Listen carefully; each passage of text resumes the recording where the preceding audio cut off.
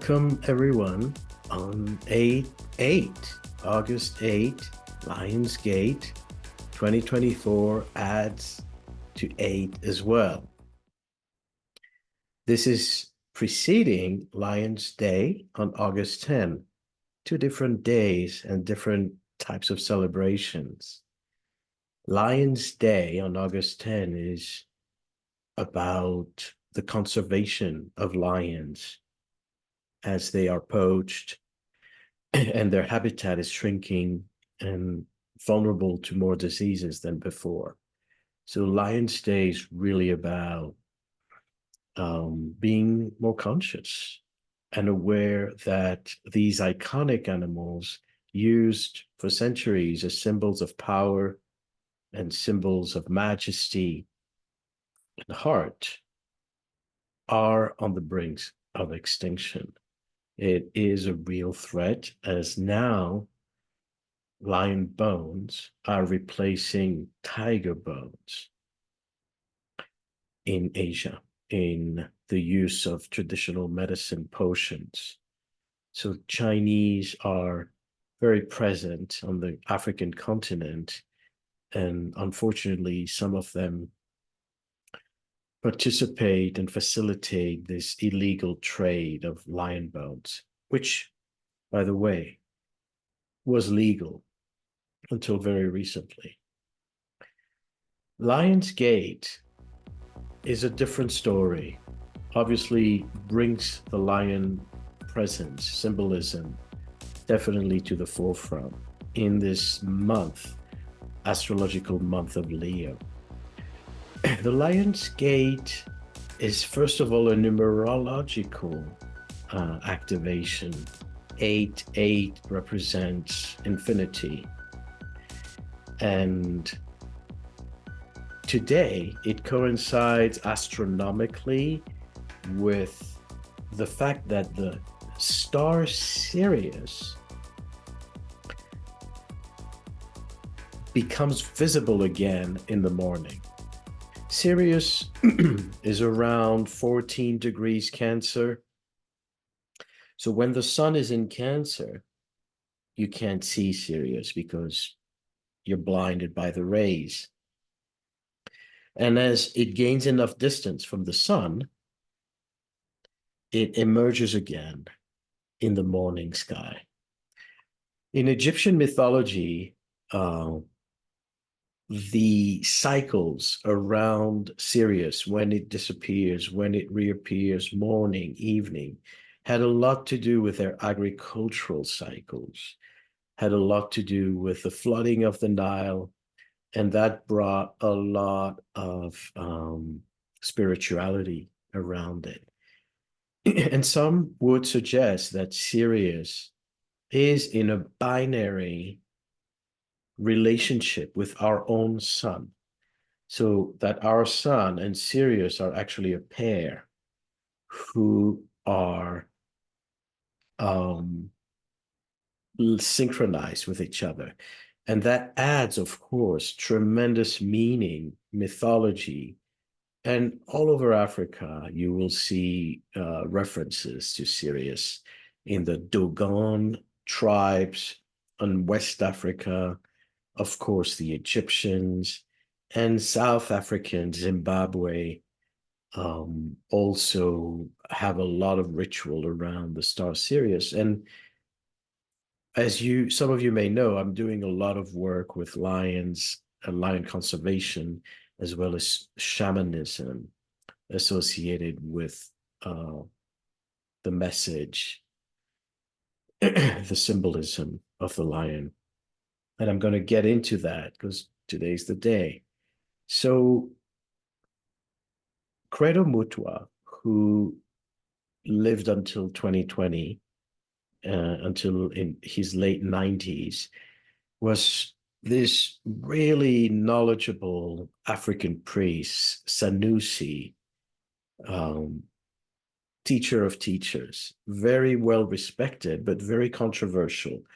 Controversial because he was one of the first great teachers to share otherwise oral traditions that have been passed on from generation to generation under a lot of privacy and only for groups of initiates. He opened that gate to share this knowledge more publicly to the world, publishing books. And so he was both revered, respected, adored, followed, and he was also cursed because some people thought it was a form of betrayal to open this knowledge that was otherwise only for the few initiates. We live in a time where a lot of these secret knowledge is becoming more accessible. We see this with the Kabbalah, that was only discussed, among special groups, usually men above their 40s. You could not study Kabbalah as you do today. And the same thing with Kundalini Yoga, and the same thing with a lot of astrology traditions. So Credo Mutwa spoke of the lion, and particularly the white lions, and how they are not coming from the earth, that they are star beings. And as a result of their incarnation, they bring a new paradigm on this planet. But is it new? Since they have been talked about in many ancient traditions, and they were part of this oral knowledge. When I traveled to Africa, I used to see a lot of the white lion symbolism with the Shona and Venda people in particular. For example, we were north, close to the border of Zimbabwe in South Africa, and there was this very dense forest. And our guide was mentioning how there's a sacred lake there that is protected by a white crocodile and python. And there was a small tribe, a village, who were kind of protecting that lake. People couldn't access it. And our groups, traveling down, was interested in obviously learning more about it.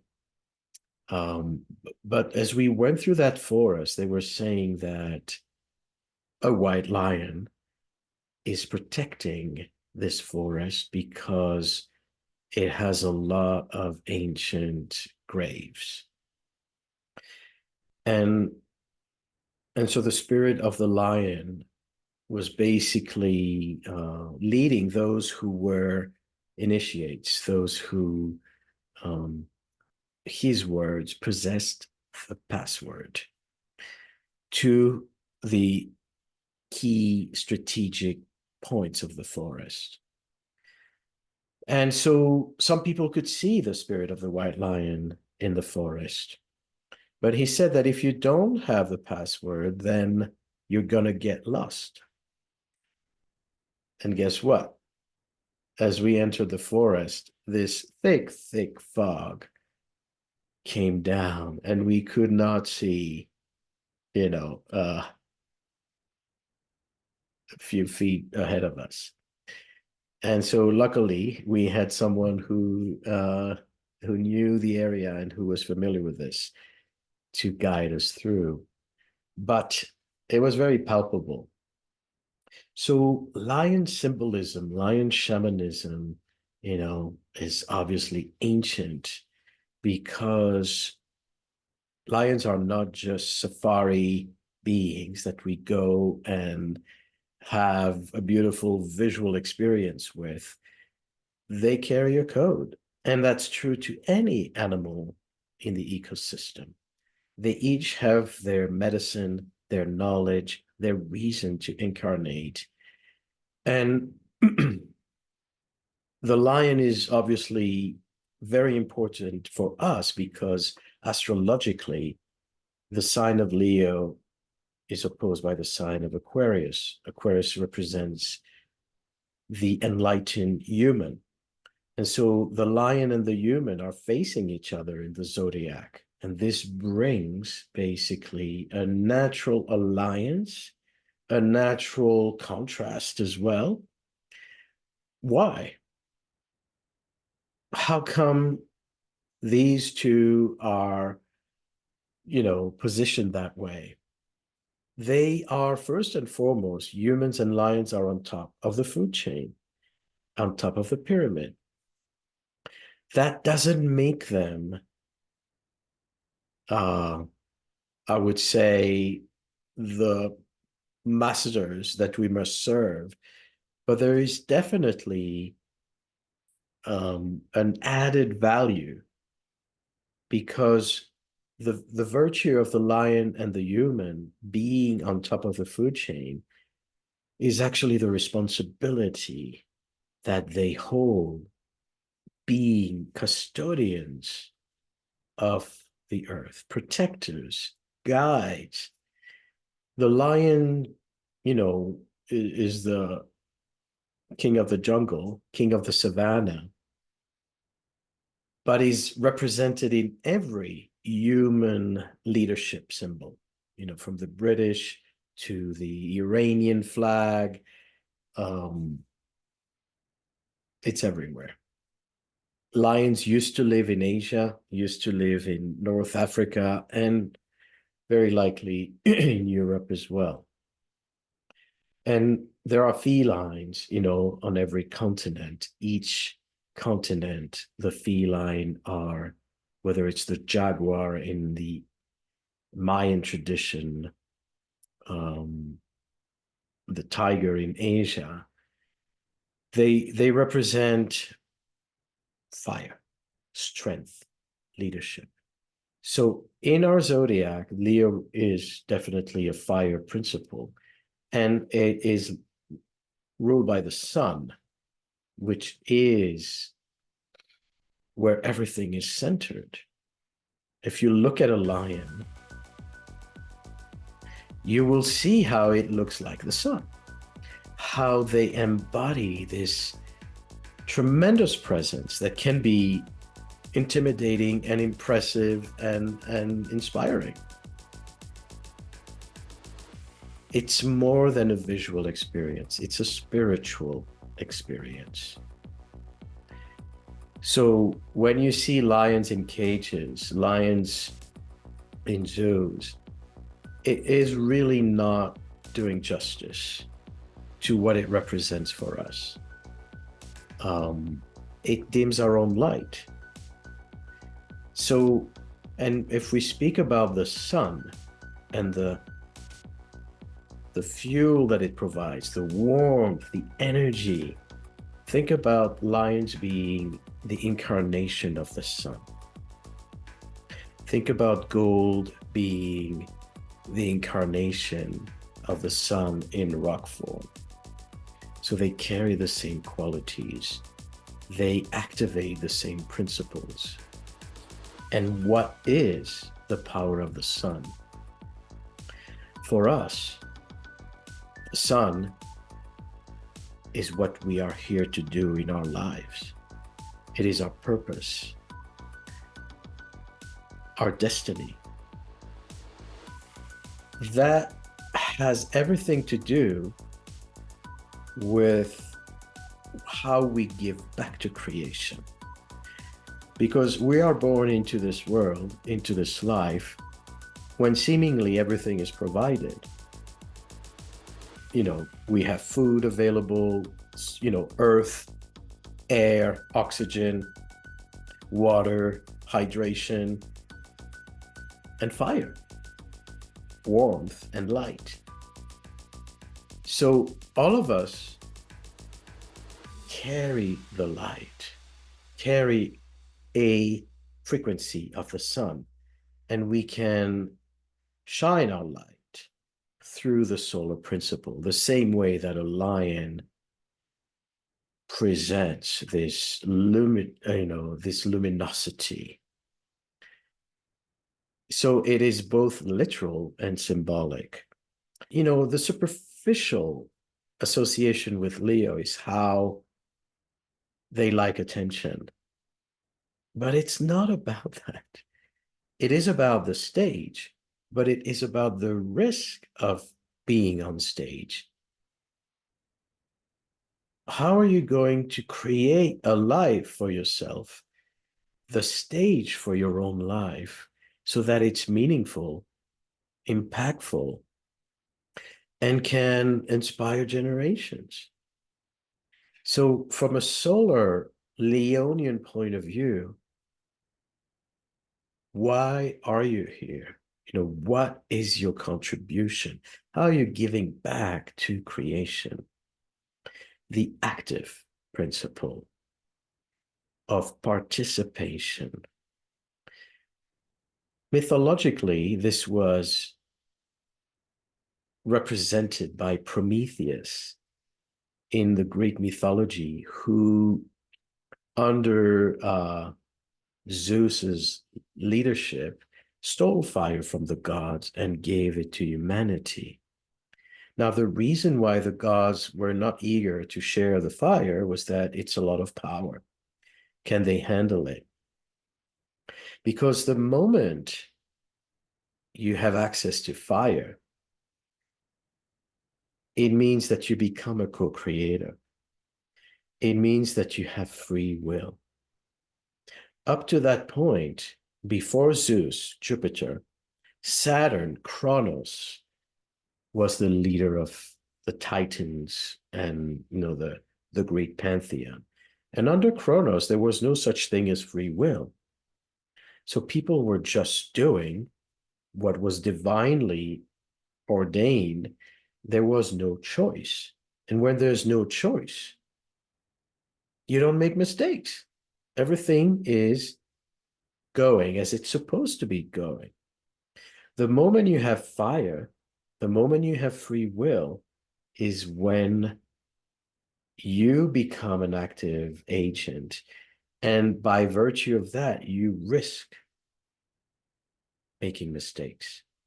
You risk causing damage. And that is both the strength, the love, and the power of the lion. So lions incarnate to make sure that we take good care of the fire, to make sure that we're not abusing and burning the house down, and to make sure also that the fires doesn't go out, which basically means that we need to not only use our fire responsibly, ethically, and effectively, but we also need to pass it on when we retire or when we die. This is why Leo is immediately related to legacy, to children, and to descendant, and to whoever is going to continue your work once you move and retire. So as a teacher of astrology, passing the knowledge to students is part of that function of legacy, and making sure that the fire is going to continue being nourished and being fueled by a next generation of astrologers. So it's not only about biological descendants, but it's also about whoever your successors are going to be. So taking the stage, being on stage, means that you make your life meaningful. And once you are on stage, you're very vulnerable and powerful at the same time. Powerful because you get people's attention and you claim your space, you make a statement, you offer something. And the vulnerabilities that people can throw tomatoes at you. People can be projecting their expectations on you. So you become a target. This is why the opposite sign of Leo, Aquarius, prefer to be spectators. They observe life perched on their tree, on their airplane, wherever they're looking from a vantage point from above. So Aquarius is not rushing to participate. Leo is about, you got to do what you got to do. You have to show up. So it's the virtue, the gift of showing up. So when Credo Mutua speaks about the lions coming from these star systems, it has deep, deep significance.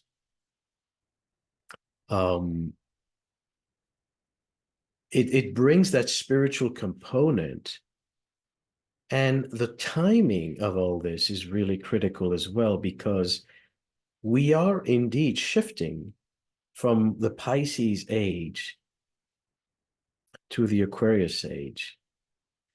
And those of you who understand the astronomical mechanics of the shift of the ages know that it's an axis.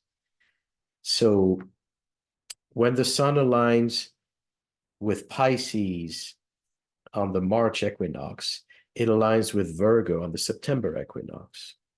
When the sun aligns with Aquarius on the March equinox, it aligns with Leo on the September equinox. So both equinoxes carry the polarity of signs.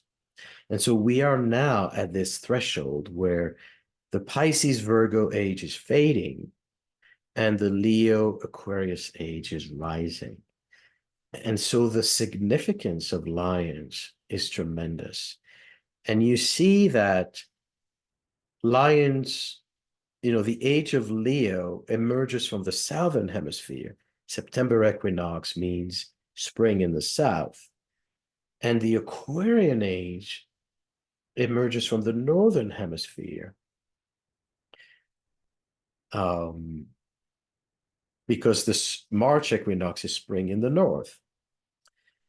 And you see, the explosion of Aquarian themes in our northern civilization with computer technology, internet technology, and of course now artificial intelligence, which are all the extraordinary feats of human creativity, human leadership, and co-creation, how we as humans are able to be gods, to participate in the play of life through these inventive technology. But at the same time, how our creation can also be dangerous, mismanaged. And so Leo captures that ethical consideration, the fact that we must connect brain with heart, and the fact that a responsibility of being, the leaders of this world entails that we have much more to give. And this axis of Leo Aquarius is an axis of production, creation, productivity, and glory that comes with that. So it's how we can make this world a better place, how we can enhance civilization, finding cures for diseases, flying to space, creating telescopes that will give us glimpses of these faraway galaxies, and also, improving healthcare and nutrition and day-to-day things. So this axis is largely the channel through which we elevate the quality of our lives. We make life better. And that hopefully translates into not just making life better for the selected few, but making life better as a whole. Hence the responsibility, hence the ethical use of power, the ethical use of fire. So on this Lionsgate day of the heliacal rise of the star Sirius, which is an origin star for lions, one of them, I invite you to consider joining me for a journey to the epicenter of lion shamanism, the place where the lions came from the stars, Timba Vati. Simba means lion in African. Vati means coming down.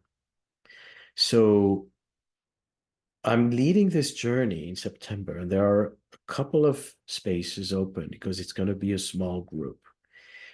And you can find an application through my website to answer this call, to hear the roar, and to connect with this ancient, powerful medicine download. And the reason I'm leading this group is not only to support the project, to serve the conservation of lions, but it is also to share an experience that I've had, because when I first visited this place, I had no idea what I was getting into. But I had a direct transmission. And this translated into, first of all, an experience of bliss, a heart opening that was so powerful that it changed my life. But I won't be leading, a journey so soon after this one. So it is an opportunity not only to be at the epicenter of lion energy and transmission, but it's also an opportunity to get the astrological correlation that I personally provide. Blessings on Lionsgate. May we enter this portal and receive the warmth, the heart, and the call to be true leaders, true custodians, and bring the best from ourselves. See you here and maybe in Timba Vati.